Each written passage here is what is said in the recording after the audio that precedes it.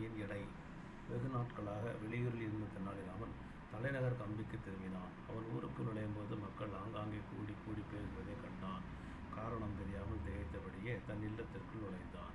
தெனாலிராமனின் வேலைக்காரர்கள் இருவரும் அடிக்கடி கூடி ஏதோ ஆலோசனை செய்து கொண்டிருந்தனர்.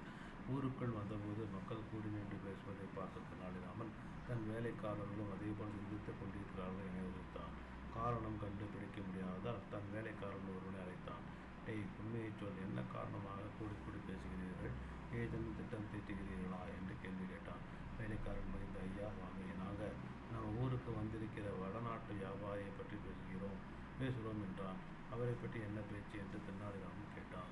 அவர் ஒரு பொருள் வைத்திருக்கிறாராம். அதன் எடை என்னென்னு கண்டுபிடிச்சா எடைக்கு எடை பொருள் தருவதாக சொல்லியிருக்கிறாராம். அப்படி கண்டுபிடிக்க முடியலைன்னா காலம் பூராமல் அவருக்கு பணிவிடை செய்து வாழணுமா என்றான் வேலைக்காரன். தெனாலிராமன் சிந்தித்து அரசபைக்கு சென்று அந்த வியாபாரியை சந்தித்தான்.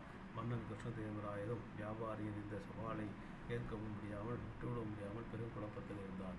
தெனாலிராமன் சபைக்கு வந்ததும் மன்னர் அவரிடம் இந்த பிரச்சனைக்கு தீர்வு காணுமாறு கேட்டார். ராமகிருஷ்ணனும் அதை ஏற்றுக்கொண்டு தெனாலி வியாபாரியிடம் தாங்கள் எடை காண வேண்டும் என்று கூறும் பொருள் என்னவோ என்று கேட்டார்.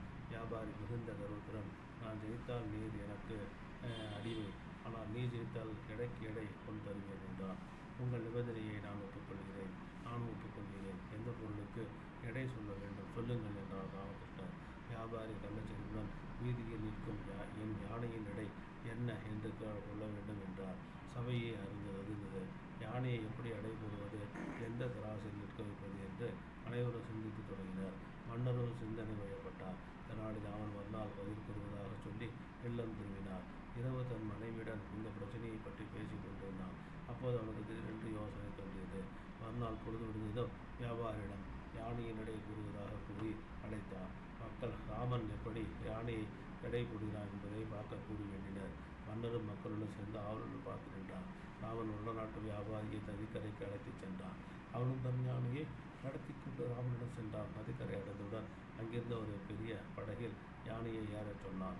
ராமன் யானை ஏற்றியவுடன் படகு நீருக்குள் மிதக்க விட சொன்னான். படகு நீருக்குள் அமிழ நீரின் அளவை குறித்து கொண்டான். பின்னர் மரக்கட்டைகளை படகில் வைத்து நீருக்குள் விட்டான். படகு மீண்டும் அமிழ நீர் மேலே வந்து நிற்கும் அளவை குறித்து கொண்டார். அரசே, கட்டைகளை தனித்தனியே எடை போட்டு பார்க்க சொல்லுங்கள் என்றான் ராமன். மன்னர் கிருஷ்ணதேவராயர் மிகுந்த முயற்சி அடைந்தார். வியாபாரி பார்த்து, ஐயா, நீங்கள் கேட்ட கேள்விக்கு எங்கள் ராமன் சரியான விடை இருந்துவிட்டான். அவரிடம் சொன்னது போல் பரிசை தருவதுதான் நியாயம் என்று கூறியவுடன் வியாபாரி தலை குனிந்து ஒப்புக்கொண்டார். ஆனால் இடைமறித்த ராமன், மகாராஜா பொருங்கள் என்றவன் வியாபாரியை பார்த்து கூறினார். ஐயா, வியாபாரியை நான் வெற்றி பெற்றால் தாங்கள் என்ன தருவதாக கூறினீர்கள்? எடைக்கு எடை பொருள் தருவதாக கூறினேன் என்றான். அது சரி, யாருடைய எடைக்கு எடை என்று நீங்கள் சரியாக சொல்லவில்லையே. எடையை பார்த்து சொன்னவரின் எடைக்கா அல்லது யானையின் எடைக்கா என்றான் ராமன். இது கேட்ட வியாபாரி மயங்கி சென்றான். யானையின் எடைக்கு எடை ஒன்றுக்கு அவன் எங்கே போவான்? எனவே அவரை சிறையில் அடைக்குமாறு மன்னன் கட்டளையிட்டார். பல நாடுகளில் மக்களை அடிமைப்படுத்தி சிறுமைப்படுத்திய வியாபாரிக்கு சரியான தண்டனை தான் என்று மன்னர் தீர்ப்பளித்தார். ராமருக்கு பெரும் பொருளையும் பரிசாக கொடுத்தார். வாழ்த்தினார். வல்லவனுக்கு வல்லவன்